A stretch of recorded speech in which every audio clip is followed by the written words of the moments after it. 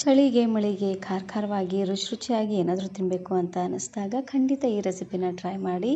ಇದನ್ನು ನೀವು ಚಪಾತಿ, ರೊಟ್ಟಿ ಹಾಗೆಯೇ ಅನ್ನದ ಜೊತೆ ಎಲ್ಲ ಕಲಿಸ್ಕೊಂಡು ತಿನ್ಬೋದು. ತುಂಬಾ ರುಚಿಯಾಗಿರುತ್ತೆ ಅಂತಲೇ ಹೇಳ್ಬೋದು. ಹಾಗಾದರೆ ಬನ್ನಿ ತಡ ಮಾಡದೆ ರೆಸಿಪಿನ ಶುರು ಮಾಡೋಣ. ಇದನ್ನು ಮಾಡಲಿಕ್ಕೆ ಜಾಸ್ತಿ ಇಂಗ್ರೀಡಿಯೆಂಟ್ಸ್ ಏನು ಬೇಕಾಗೋದಿಲ್ಲ. ತುಂಬಾ ಸಿಂಪಲ್ಲಾಗಿ ಮನೆಯಲ್ಲೇ ಸಿಗುವಂತಹ ಇಂಗ್ರೀಡಿಯೆಂಟ್ಸನ್ನು ಬಳಸಿ ಮಾಡ್ಕೊಳ್ಬೋದು. ಇದನ್ನು ಮಾಡಲಿಕ್ಕೆ ಮೊದಲು ನಾನಿಲ್ಲಿ ಒಂದು ಸಣ್ಣ ಮಿಕ್ಸಿ ಜಾರ್ಗೆ ಮೀಡಿಯಮ್ ಸೈಜಿನ 2 ಟೊಮೆಟೊ ಹಾಗೆಯೇ ಒಂದೇ ಒಂದು ಮೀಡಿಯಮ್ ಸೈಜಿನ ಈರುಳ್ಳಿನ ಈ ರೀತಿಯಾಗಿ ಕಟ್ ಮಾಡಿ ಹಾಕ್ಕೊಳ್ತಾ ಇದ್ದೀನಿ. ಹಾಗೆಯೇ 4 ಎಸಳಾಗುವಷ್ಟು ಬೆಳ್ಳುಳ್ಳಿನ ತೊಗೊಂಡಿದ್ದೀನಿ. ಇವಾಗ ಎಲ್ಲವನ್ನು ಸಣ್ಣ ಮಿಕ್ಸಿ ಜಾರಿಗೆ ಹಾಕ್ಕೊಂಡು ಪೂರ್ತಿ ನುಣ್ಣದಾಗಿ ಇದನ್ನು ಗ್ರೈಂಡ್ ಮಾಡ್ಕೊಳ್ಬೇಕು. ದೊಡ್ಡ ಮಿಕ್ಸಿ ಜಾರಿಗೆ ಹಾಕಿದ್ರೆ ಅಷ್ಟೊಂದು ಕರೆಕ್ಟಾಗಿ ಗ್ರೈಂಡ್ ಆಗೋದಿಲ್ಲ ನೋಡಿ, ಸ್ವಲ್ಪ ಪೀಸ್ ಥರ ಉಳ್ಕೊಂಡ್ಬಿಡುತ್ತೆ. ಹಾಗಾಗಿ ಸಣ್ಣ ಮಿಕ್ಸಿ ಜಾರಿಗೆ ಹಾಕ್ಕೊಂಡು ರುಬ್ಕೊಂಡು ತಗೊಳ್ಳಿ. ಇದಕ್ಕೇ ಸ್ವಲ್ಪ ಕೊತ್ತಂಬರಿ ಸೊಪ್ಪು ಹಾಗೆಯೇ 1 ಗರಿ ಆಗುವಷ್ಟು ಕರಿಬೇವು ಸೊಪ್ಪನ್ನು ಹಾಕ್ಕೊಳ್ತಾ ಇದ್ದೀನಿ. ಇವೆಲ್ಲವನ್ನು ಹಾಕ್ಕೊಂಡು ಪೂರ್ತಿ ನುಣ್ಣದಾಗಿ ಇದನ್ನು ಗ್ರೈಂಡ್ ಮಾಡ್ಕೊಳ್ಬೇಕು. ನಾನಿಲ್ಲಿ ಒಂದು ಹೊತ್ತಿಗೆ ಇಬ್ಬರಿಗಾಗುವಷ್ಟು ಮಾಡಿ ತೋರಿಸ್ತಾ ಇದ್ದೀನಿ. ನೀವು ಸ್ವಲ್ಪ ಜಾಸ್ತಿ ಜನಕ್ಕೆ ಮಾಡ್ಕೊಳ್ಳೋ ಹಾಗಿದ್ರೆ ಎಲ್ಲ ಪದಾರ್ಥನ ಸ್ವಲ್ಪ ಜಾಸ್ತಿ ಅನ್ನೋಂಗೆ ಹಾಕ್ಕೊಳ್ಳಿ.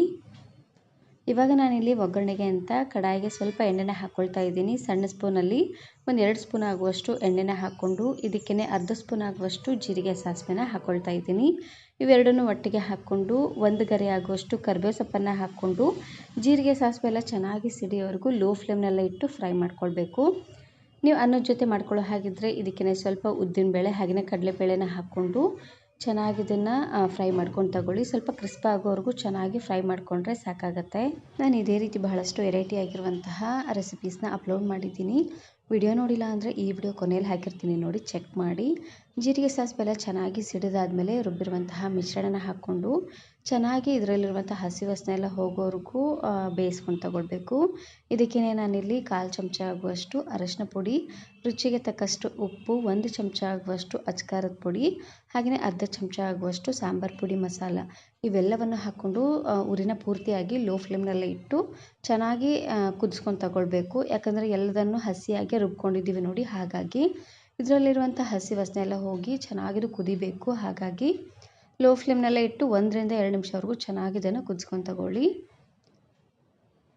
ಈ ಚಟ್ನಿನ ನೀವು ಚಪಾತಿ, ದೋಸೆ, ಇಡ್ಲಿ, ಪೂರಿ ಹಾಗೆಯೇ ಪಡ್ಡು ದೋಸೆಗೆಲ್ಲ ಸರ್ವ್ ಮಾಡ್ಕೊಬೋದು. ತುಂಬಾ ಚೆನ್ನಾಗಿರುತ್ತೆ ಹುಳಿಯಾಗಿ. ಅದರಲ್ಲೂ ಈ ಮಳೆಗೆ ಚಳಿಗೆ ಹುಳಿಯಾಗಿ ಖಾರವಾಗಿ ಏನಾದರೂ ತಿನ್ನಬೇಕು ಅಂತ ಅನ್ನಿಸ್ದಾಗ ಖಂಡಿತ ಈ ರೆಸಿಪಿನ ಟ್ರೈ ಮಾಡಿ. ನೋಡಿ ಈ ರೀತಿಯಾಗಿ ಚೆನ್ನಾಗಿದು ಎಣ್ಣೆ ತೇಲ್ ಬರೋವರೆಗೂ ಕುದಿಸ್ಕೊಂಡ್ರೆ ಸಾಕಾಗುತ್ತೆ. ನೋಡ್ತಾ ಇದ್ದೀರಲ್ವಾ ಎಷ್ಟು ಕಲರ್ ಚೇಂಜ್ ಆಗಿದೆ ಅಂತ. ಈ ರೀತಿಯಾಗಿ ಪೂರ್ತಿಯಾಗಿ ಕಲರ್ ಚೇಂಜ್ ಆಗಿ ಸ್ವಲ್ಪ ಎಣ್ಣೆ ತೇಲ್ ಬರಬೇಕು ನೋಡಿ, ಅಲ್ಲಿವರೆಗೂ ಚೆನ್ನಾಗಿದೆನ ಕುದಿಸ್ಕೊಂಡ್ರೆ ಸಾಕಾಗುತ್ತೆ. ನಿಮಗೆ ಸ್ವಲ್ಪ ಮಸಾಲೆ ಥರ ಬೇಕು ಅನ್ನೋ ಹಾಗಿದ್ರೆ ಇದಕ್ಕೇ ಪುದೀನ ಸೊಪ್ಪು ಇದ್ದರೆ ಅದನ್ನು ಹಾಕ್ಕೊಂಡು ಚೆನ್ನಾಗಿ ಇದನ್ನು ಗ್ರೈಂಡ್ ಮಾಡ್ಕೊಂಡು ತಗೊಳ್ಳಿ. ಅದು ಕೂಡ ತುಂಬಾ ಚೆನ್ನಾಗಿರುತ್ತೆ. ಲಾಸ್ಟಲ್ಲಿ ಸಣ್ಣದಾಗಿ ಕಟ್ ಮಾಡಿರುವಂತಹ ಕೊತ್ತಂಬರಿ ಸೊಪ್ಪನ್ನು ಹಾಕಿದ್ರೆ ಆಯಿತು. ತುಂಬಾ ರುಚಿಯಾಗಿರುವಂತಹ ಒಂದು ಚಟ್ನಿ ರೆಸಿಪಿ ರೆಡಿಯಾಗಿ ಹೋಗ್ಬಿಡುತ್ತೆ ಅಂತಲೇ ಹೇಳ್ಬೋದು. ಈ ವಿಡಿಯೋ ಇಷ್ಟ ಆದರೆ ಈಗಲೇ ಒಂದು ಲೈಕ್ ಬಟನನ್ನು ಕ್ಲಿಕ್ ಮಾಡಿ, ಫ್ರೆಂಡ್ಸ್ ಆ್ಯಂಡ್ ಫ್ಯಾಮಿಲಿ ಜೊತೆಗೆ ಶೇರ್ ಮಾಡಿ. ಹಾಗೆಯೇ ಮತ್ತಷ್ಟು ಹೊಸ ರೆಸಿಪಿಗಾಗಿ ವರ್ಣಿಕಾ ಅಡುಗೆ ಮನೆ ಯೂಟ್ಯೂಬ್ ಚಾನಲನ್ನು ಸಬ್ಸ್ಕ್ರೈಬ್ ಮಾಡ್ಕೊಳ್ಳಿ. Thank you.